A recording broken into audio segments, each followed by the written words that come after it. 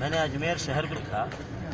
آپ یقین مانیے جو دربار ہے وہاں خواجہ معین الدین چشتی کا، اس کو غریب نواز کا دربار کہا جاتا ہے. ٹھیک ہے، اور اجمیر میں اتنے غریب ہیں کہ آپ سوچ بھی نہیں سکتے.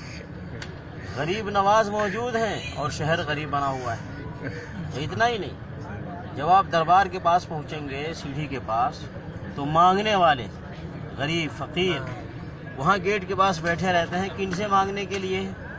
جو لوگ دربار کی زیارت کرنے آ رہے ہیں ان سے مانگنے غریب بیٹھے ہیں. دربار پہ جا کے غریب نواز سے نہیں مانگتے ہیں، کیوں؟ یہ سمجھتے ہیں کہ یہ غریب نواز نہیں دینے والے ہیں، غریب نواز کی زیارت کرنے جو آ رہے ہیں وہی دینے والے ہیں غریبوں.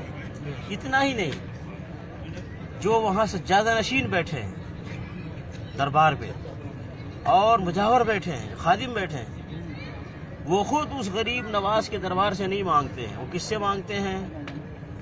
جو زیارت کے لیے آتے ہیں نا ان سے مانگتے ہیں، وہ ان سے مانگتے ہیں. اسی لیے مجھے خود بتایا ہے لوگوں نے کہ زیارت، آپ جانتے ہیں وہاں کیا ہے کہ جو غریب ہیں بیچارے مسکین ہیں ان کو تو کوئی پروٹوکول نہیں ہے.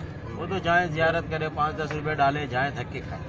لیکن جو کاروں میں جاتے ہیں تو دور دور پھیلے ہوتے ہیں خادم لوگ، جو کاروں میں جاتے ہیں ان کو وہیں سے استقبال کرتے ہیں، ان کو لیتے ہیں اور دربار جا کر کے زیارت کرواتے ہیں. تو کبھی ایسا بھی ہوا ہے، مجھے لوگوں نے بتایا ہے کہ شیخ میں تو اجمیر دیکھنے گیا تھا دربار، لیکن آدمی لگ گیا دربار کا آدمی میرے پیچھے کہ یار یہ کار میں آیا ہے کچھ لاکھوں روپے ڈالے گا، تو لگا رہا زیارت کروایا سب کیا. اور لاسٹ میں نے مجھے پیسہ دینا نہیں تھا، 200-250 دے کر کے میں نے جان چھوڑایا، وہ منہ بگاڑ کے چلا گیا. تو یہ جتنے وہاں خادم ہیں خود دربار سے نہیں مانگتے ہیں، مانگتے کن سے ہیں؟ جو زیارت پہ آنے والے ہیں ان سے مانگتے ہیں. لیکن لوگ دنیا والوں کو کیا کہتے ہیں؟ غریب نواز کے پاس آ جاؤ. یہ غریبوں کو نوازتے ہیں، غریبوں کو دیتے ہیں، بیماریاں بھی، صحت بھی دیتے ہیں، نوکری بھی دیتے ہیں، کاروبار میں فائدہ بھی دیتے ہیں، اور بلکہ یہاں تک کہ جو مر گیا اس کو زندگی بھی دیتے ہیں. ایسے بھی ایڈورٹائز کرتے ہیں، ایڈورٹائز کر کے دربار پہ بلاتے ہیں، اور بلانے کے بعد پھر ان لوگوں سے وہ مانگتے ہیں جو دربار پہ خدمت کر رہے ہیں، ہے کہ نہیں؟ ابے اگر غریب نواز دیتے ہیں، ابے خادموں، مجاوروں، سجادہ نشینوں، وہاں رہنے والوں، تم ان سے لے کر وہاں آنے والوں کو بانٹو. ان سے لے کر، غریب نواز سے لے کر کے جو لوگ زیارت کرنے آ رہے ہیں ان کو تمہیں بانٹنا چاہیے نا.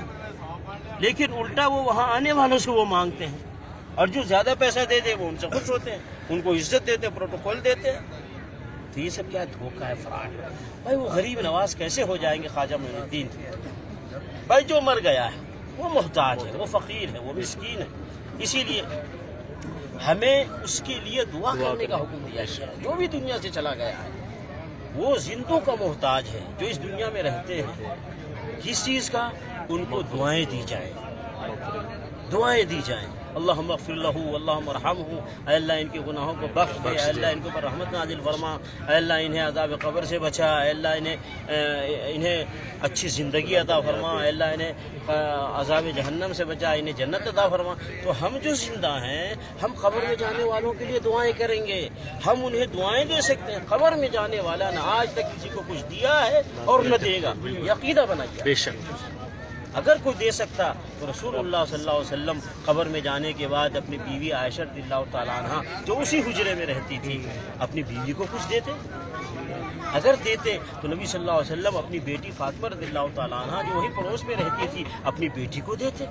وہیں پہ داماد علی رضی اللہ تعالیٰ عنہ رہتے تھے. اگر قبر میں جانے کے بعد کوئی دے سکتا ہے تو نبی صلی اللہ علیہ وسلم اپنے داماد علی رضی اللہ تعالیٰ عنہ کو کچھ دیتے. اگر دیتا کوئی قبر میں جانے کے بعد کچھ تو وہیں پہ حسن حسین رضی اللہ تعالیٰ عنہ رہتے تھے، اپنے نواسوں کو نبی صلی اللہ علیہ وسلم دیتے. لیکن کوئی مجھے بتائے کہ نبی صلی اللہ علیہ وسلم نے قبر میں جانے کے بعد کچھ بھی اپنی بیوی کو، اپنے داماد کو، اپنے نواسوں کو، یا اپنے سسر ابو بکر عمر رضی اللہ تعالیٰ عنہما کو کسی کو کچھ دیا ہے؟ دیا ہے تو کیا دیا ہے؟ مجھے دنیا کے سارے لوگ بتائیں مجھے آ کر کے. پتہ یہ چلا جب نبی صلی اللہ علیہ وسلم نے قبر میں جانے کے بعد اپنے گھر والوں کو کچھ نہیں دیا ہے تو دوسروں کو بھی نہیں دے سکتے.